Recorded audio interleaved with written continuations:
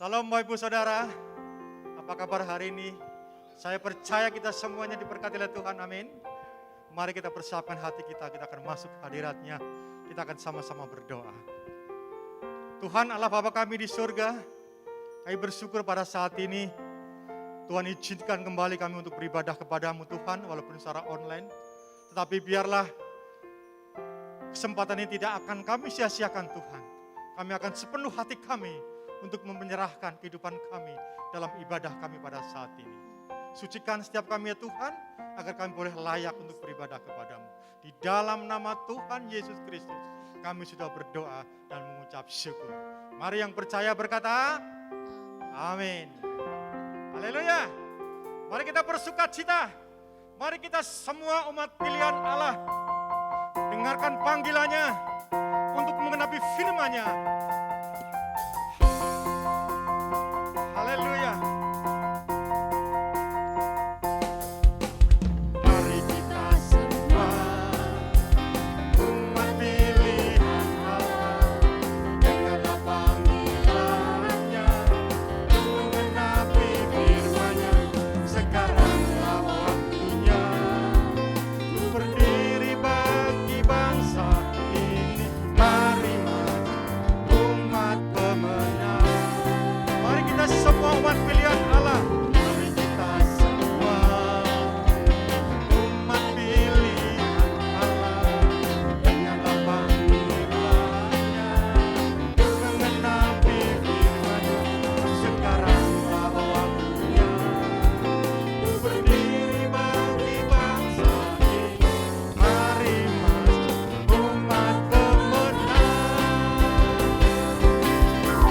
Bangkit, nyatakan kemuliaan-Nya. Bukan bangkit, nyatakan kebesaran-Nya. Sampai setiap lutut bertelut, semua lidah mengaku Yesus Kristus Dialah Tuhan, Raja segala raja.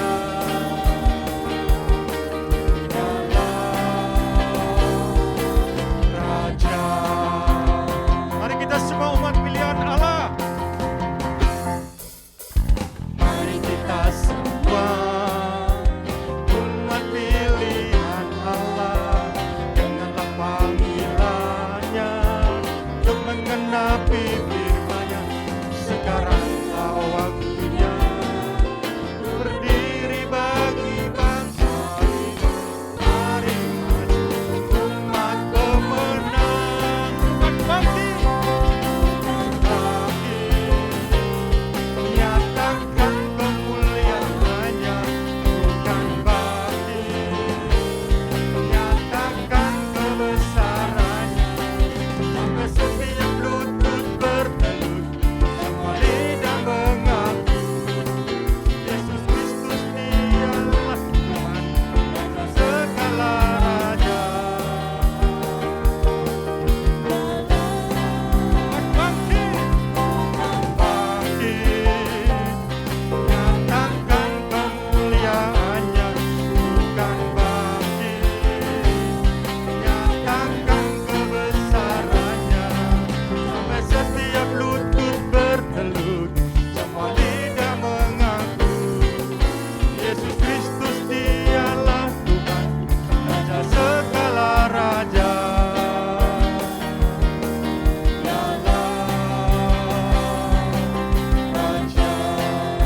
Dialah Tuhan, Dialah Raja.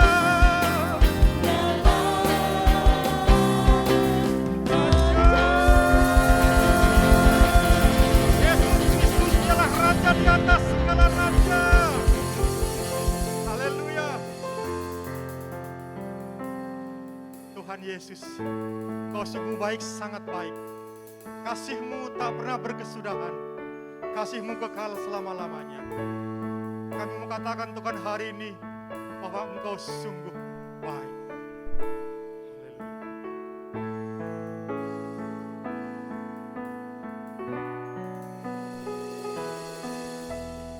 Yesus, Kau sungguh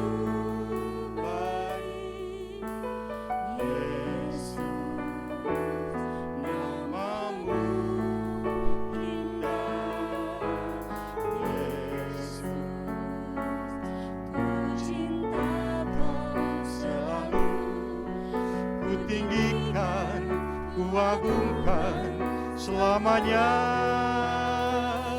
Yesus, kau sungguh baik. Kau sungguh baik.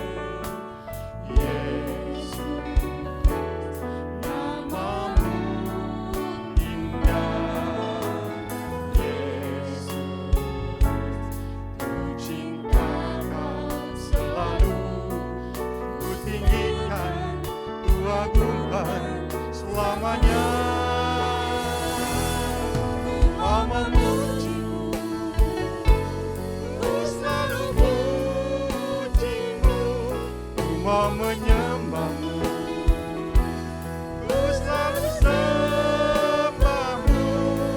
Kau yang layak terima semua pujian, kemuliaan hanya bagi Tuhan. Yesus, kau sungguh baik. Yesus, kau sungguh baik. Yesus, namamu indah.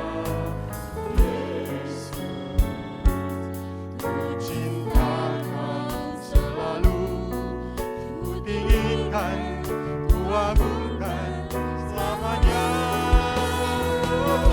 Ku mau memujimu, ku selalu pujimu. Ku mau menyembahmu, ku selalu sembahmu. Kau yang layak terima semua pujian, kemuliaan maka bagi Tuhan. Memujimu, haleluya. Ku selalu pujimu, mau menyembahmu, ku selalu sembahmu. Kau yang layak terima semua pujian, kemuliaan hanya bagi Tuhan. Kau yang layak, kau yang layak terima semua pujian, kemuliaan hanya bagi Tuhan. Kau yang layak, kau yang layak terima semua pujian, kemuliaan hanya bagi Tuhan. Kau layak terima semua pujian, kemuliaan hanya bagimu Tuhan. Kau layak terima sembah kami, kami memuliakan namamu. Haleluya, haleluya. Kami menyembahmu Tuhan, Allah-Allah yang layak disembah. Kau Tuhan yang layak ditinggikan. Kami memuji kebesaran-Mu.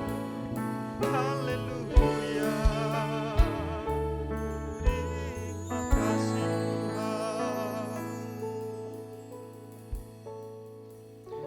Bapa di surga, terima kasih untuk kemurahan-Mu Tuhan. Engkau begitu mengasihi kami. Engkau telah menyelamatkan hidup kami. Kami bersyukur.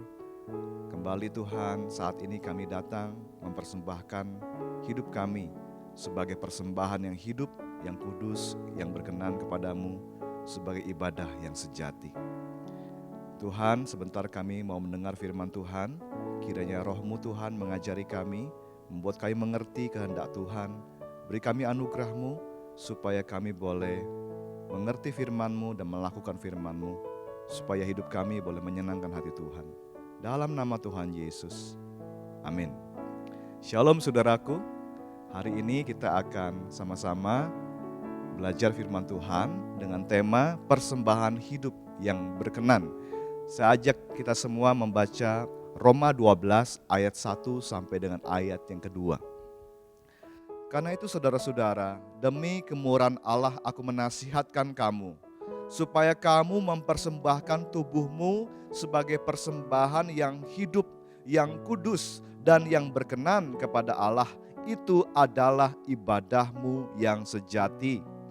Janganlah kamu menjadi serupa dengan dunia ini, tetapi berubahlah oleh pembaharuan budimu, sehingga kamu dapat membedakan manakah kehendak Allah, apa yang baik, yang berkenan kepada Allah, dan yang sempurna. Saudaraku, tadi kita membaca firman Tuhan, kita diminta untuk memberikan persembahan. Apa itu persembahan? Umat Allah dalam perjanjian lama datang beribadah kepada Tuhan. Mereka membawa persembahan berupa korban binatang. Mereka menempatkannya di atas mezbah, menjadi korban persembahan bagi Tuhan. Namun sejak kematian Kristus, Kristus mati menggenapi semua pelambangan di perjanjian lama. Kristus Yesus mati sekali untuk selamanya. Kita tidak lagi mempersembahkan korban binatang, tetapi yang kita persembahkan adalah persembahan rohani, hidup yang berkenan kepada Allah. Berkenan artinya dapat diterima dengan baik oleh Allah, menyenangkan Tuhan. Saudaraku, mengapa kita perlu memberikan persembahan? Tadi firman Tuhan berkata, demi kemurahan Allah aku menasihatkan kamu. Demi belas kasihan Allah. Rasul Paulus menjelaskan dari pasal 1 sampai pasal 11 bagaimana Allah begitu mengasihi kita. Semua manusia sudah berdosa. Upah dosa ialah maut, tetapi karunia Allah ialah hidup kekal dalam Kristus Yesus Tuhan kita. Allah telah menunjukkan kasih kepada kita. Kristus Yesus sudah mati bagi kita ketika kita masih berdosa. Bagaimana Allah telah menyelamatkan kita. Rasul Paulus menjelaskan di pasal 1 hingga pasal 11. Sehingga di Roma pasal 12 dia berkata, demi kemurahan Allah aku menasihatkan kamu supaya kamu mempersembahkan hidupmu sebagai persembahan yang berkenan. Itu adalah ibadahmu yang sejati. Kata sejati di dalam satu terjemahan dikatakan rasional. Itu adalah ibadahmu yang rasional. Rasional artinya menurut pikiran dan pertimbangan yang logis. Benar menurut penalaran. Masuk akal, sewajarnya.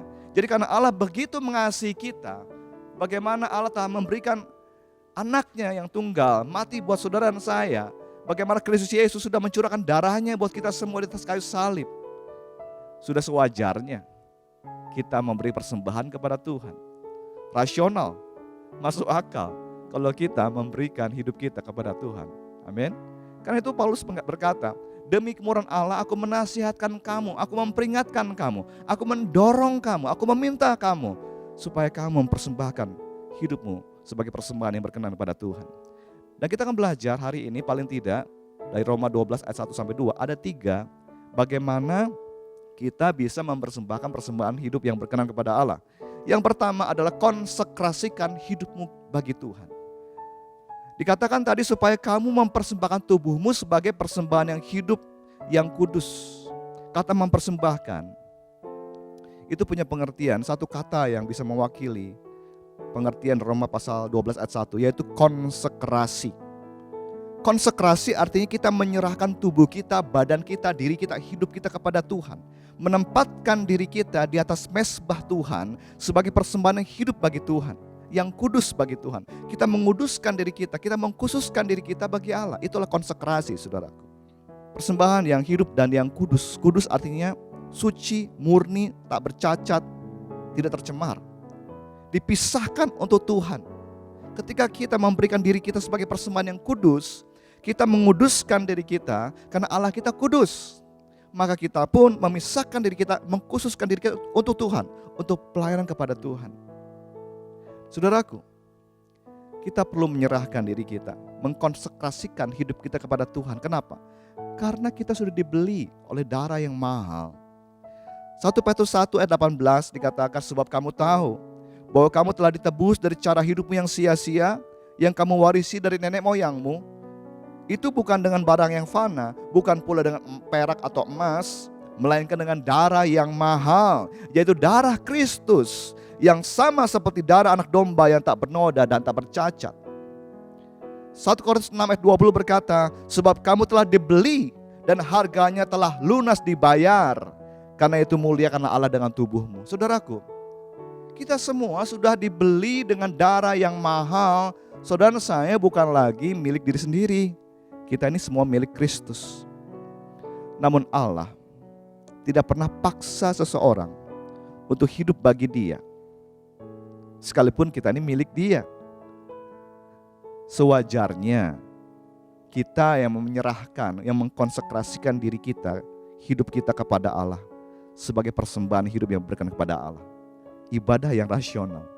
Sewajarnya kita menyerahkan diri kita, mengkonsekrasikan diri kita kepada Allah. Roma 6 ayat 13 ayat 19 berkata begini.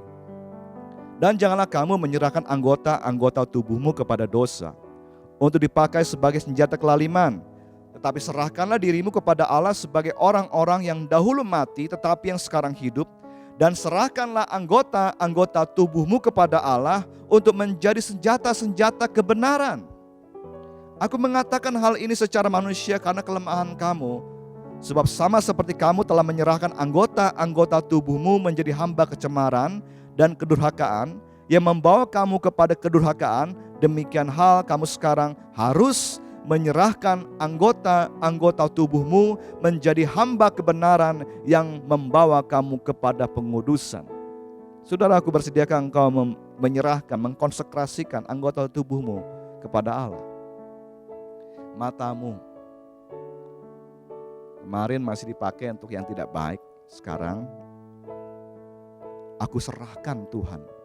Aku persembahkan, aku konsekrasikan mataku untuk Tuhan. Aku hanya mau melihat yang baik. Mulutku kemarin masih dipakai untuk mengatakan perkataan yang kotor, yang kasar, yang menyakiti orang. Aku persembahkan kepada Tuhan. Aku konsekrasikan mulutku, lidahku. Sekarang aku mau pakai lidahku, mulutku untuk mengucapkan kata-kata yang baik. Kata-kata yang membangun, kata-kata yang penuh kasih supaya orang yang mendengarnya beroleh kasih karunia. Tanganku, kakiku, semua yang ada padaku, serahkan kepada Tuhan. Itulah konsekrasi, saudara. Menyerahkan tubuhmu kepada Tuhan, menempatkannya di atas mezbah, jadi persembahan yang hidup bagi Tuhan. Yang kedua, saudaraku, bagaimana kita bisa memberikan persembahan yang berkenan pada Tuhan, yaitu jangan menuruti nafsu duniawi. Dikatakan di Roma 12, janganlah kamu menjadi serupa dengan dunia ini. Jangan turuti dunia ini, jangan membentuk dirimu sesuai dengan pola dunia ini, menurut sistem dunia ini. Jangan ikuti jalan dunia yang jahat ini. Saudaraku, seluruh dunia, orang-orang yang tidak percaya itu dibutakan oleh ilah zaman ini. 2 Korintus 4 ayat 4 berkata, orang tidak percaya, pikiran dibutakan oleh ilah zaman ini. Setelah saudara dan saya menjadi orang percaya, jangan kita bersahabat dengan dunia ini. Yakobus 4 ayat 4 berkata, hai kamu orang-orang yang tidak setia, tidakkah kamu tahu bahwa persahabatan dengan dunia adalah permusuhan dengan Allah? Jadi barang siapa hendak menjadi sahabat dunia ini, ia menjadikan dirinya musuh Allah. Saudaraku, jangan jadikan dirimu musuh Allah, menjadi seteru Allah. Apa yang ada di dunia ini, saudaraku? 1 Yohanes 2 ayat 16, sebab semua yang ada di dalam dunia ini, yaitu keinginan daging dan keinginan mata, serta keangkuhan hidup, bukanlah berasal dari Bapa, melainkan dari dunia. Di dunia ini ada 3. 1, keinginan daging. Keinginan daging ketika dilakukan jadi perbuatan daging. Rasul Paulus menyatakan dalam Galatia pasal 5, perbuatan daging telah nyata, yaitu apa? Percabulan, kecemaran, hawa nafsu, penyembah berhala, sihir, perseteruan, perselisihan, iri hati, amarah, kepentingan diri sendiri, percideraan, roh pemecah, kedengkian, kemabukan, pesta pora dan sebagainya. Terhadap semuanya itu kuperingatkan kamu seperti yang telah kubuat dahulu, bahwa barang siapa melakukan hal-hal yang demikian, ia tidak akan mendapat bagian dalam kerajaan Allah. Jangan ikuti dunia ini. Jangan ikuti keinginan daging. Mari kita sangkal dari kita. Aku sudah disalibkan bersama Kristus. Aku telah mati bagi dunia. Jangan cintai dunia ini, saudaraku. Yang ada di dunia ini, yang kedua, keinginan mata. Keinginan mata adalah apa yang dilihat oleh mata kita, kita pengen. ditawarkan oleh dunia ini adalah kemewahan, tipu daya kekayaan. Hati-hati saudaraku. Saat ini di negeri kita banyak medsos yang menawarkan ya orang-orang yang cepat menjadi kaya, crazy rich. Orang-orang ingin seperti orang-orang kaya itu. Dan akhirnya banyak orang tertipu saudara, oleh tipu daya kekayaan. Memang orang-orang yang ingin kaya akhirnya jatuh ke dalam berbagai pencobaan, ke banyak kesusahan. Saudaraku, firman Tuhan mengajarkan kepada kita, jangan kejar kekayaan itu. Karena yang kita butuhkan adalah cukup. Seperti doa yang diajarkan Tuhan Yesus. Berilah kami pada hari ini makanan kami yang secukupnya. Secukupnya. Kalau ibadah kita disertai rasa cukup, itu akan memberi keuntungan buat kita semua. Tapi orang yang cinta uang, yang hidupnya dibiarkan mengikuti keinginan matanya, hati-hati saudaraku. Akan banyak jatuh dalam berbagai pencobaan. Hati-hati dengan keinginan mata. Yang ketiga yang ada di dunia ini adalah keinginan keangkuhan hidup. Keangkuhan hidup artinya kesombongan. Sudah tahu firman Tuhan berkata jangan, kok dilakukan. Jangan makan, kok dimakan. Apa yang dikatakan firman Tuhan itu kita harus rendahkan diri kita harus ikuti saudaraku. Jadi di dunia ini cuma ada keinginan daging, keinginan mata, keangkuhan hidup. Jangan mencintai dunia ini. Sebab kalau engkau mencintai dunia ini, maka engkau akan berkurang kasih kepada Tuhan. Engkau akhirnya menuruti nafsu duniawi. Engkau tidak berkenan pada Tuhan. Yang ketiga saudaraku, bagaimana saudara saya bisa memberikan persembahan yang berkenan pada Tuhan? Berubahlah oleh pembaharuan budimu. Roma 12 ayat yang 2, tetapi berubahlah oleh pembaharuan budimu, sehingga kamu dapat membedakan manakah kehendak Allah, apa yang baik, yang berkenan kepada Allah dan yang sempurna. Kata berubahlah dalam bahasa aslinya metamorpho, artinya bertransformasi, transfigurasi, berubah bentuk. Seperti ulat yang bermetamorfosis berubah jadi kupu-kupu. Ulat yang tadinya jelek ya, yang kerjaan cuma makan aja, kurang berguna hidupnya, berubah menjadi kupu-kupu yang indah, yang berguna. Karena kupu-kupu itu selain indah, dia membantu banyak penyerbukan bunga tanaman. Hidup saudara saya harus berubah saudara. Dari manusia yang jelek, manusia lama yang jelek, berubah jadi manusia baru yang seperti Kristus, yang indah, yang hidup, memuliakan Tuhan. Makanya visi gereja Bethel Indonesia adalah menjadi seperti Yesus Kristus. Di mana saudara dan saya semua orang yang sudah percaya kepada Yesus harus berubah, diubah menjadi serupa dengan Kristus. Bagaimana perubahan bisa terjadi? Dikatakan oleh pembaharuan budimu. Pembaharuan artinya pembaruan, renovasi, perubahan total menjadi lebih baik. Dan pembaharuan itu terjadi di budi kita. Budi itu pikiran, kemampuan intelektual kita. Saudaraku, manusia adalah makhluk yang dikarunia oleh Tuhan kemampuan berpikir. Ada pikiran, ada perasaan, ada pilihan, keinginan. Ada pola pikir, pola rasa, pola tindak. Di dunia pendidikan dipakai istilah kognitif, afektif, psikomotorik. Kalau kita mengalami pembaharuan dalam budi kita, maka kita bisa membedakan, menilai, menguji, memilih manakah kehendak Allah, apa yang diingini oleh Allah, apa yang dimaui oleh Allah, apa tujuan Allah. Sehingga kita tahu apa yang baik, yang bagus, yang berguna, yang bermanfaat, yang terhormat, yang mulia, yang murni, yang saleh, yang berkenan kepada Allah, yang dapat diterima dengan baik oleh Allah, apa yang menyenangkan Tuhan, dan yang sempurna. Kehendak Allah yang lengkap, yang utuh, yang sempurna. Jadi saudaraku, Tuhan mau kita berubah oleh pembaharuan budi, sehingga kita dapat membedakan manakah kehendak Allah, apa yang baik, yang berkenan kepada Allah, dan yang sempurna. Saudaraku, perubahan hidup memang karya Roh Kudus. Pekerjaan Roh Kudus Tuhan mengubah kita. Tapi ada bagian saudara dan saya, yaitu apa? Berubahlah oleh pembaharuan budi, perubahan pikiran. Itu saudara dan saya harus lakukan. Saudara dan saya harus belajar manajemen pikiran. Mengelola pikiran kita sendiri. Manajemen pikiran, itu penting. Yang harus dilakukan oleh saudara dan saya. Saudaraku, para ahli neuroscience, ahli fungsi otak, sudah meneliti dan mereka akhirnya menemukan otak itu punya kemampuan neuroplasticity, yaitu otak itu mampu berubah. Jadi sains meneguhkan kebenaran firman Tuhan, bahwa manusia itu bisa berubah. Dimulai dari apa? Perubahan dalam otaknya, dalam pikirannya. Jadi kalau manusia berpikir, lama-lama akan terpola, ada jalurnya gitu. Contoh, kalau orang berpikirnya negatif, pikirannya itu khawatir ya, harga minyak goreng naik, harga gas naik, aduh nanti gimana hidup saya. Khawatir lagi ini, dengar kabar, khawatir lagi, itu sudah terpola kekhawatiran. Dan kalau kita mau berubah, kita harus bikin jalur baru, saudaraku. Jalur baru di mana kita berpikir tidak khawatir. Lama-lama jalur yang lama mengecil, ada jalur yang baru yang kita bentuk dalam pikiran kita. Perubahan pikiran. Saudaraku, tadi saya katakan kemampuan manusia dalam berpikir itu ada kognitif, afektif, psikomotorik. Pikiran, perasaan, dan pilihan yang akhirnya menjadi tindakan. Keinginan yang menjadi tindakan.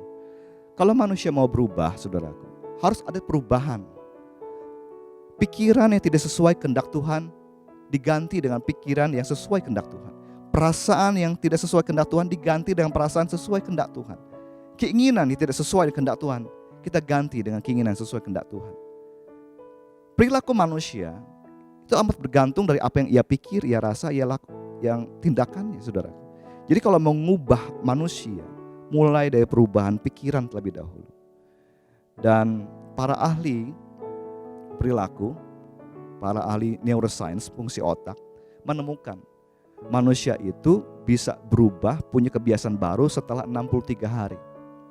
Ternyata tidak cukup 21 hari, perlu kali 3, 63 hari untuk membentuk suatu kebiasaan baru, saudaraku.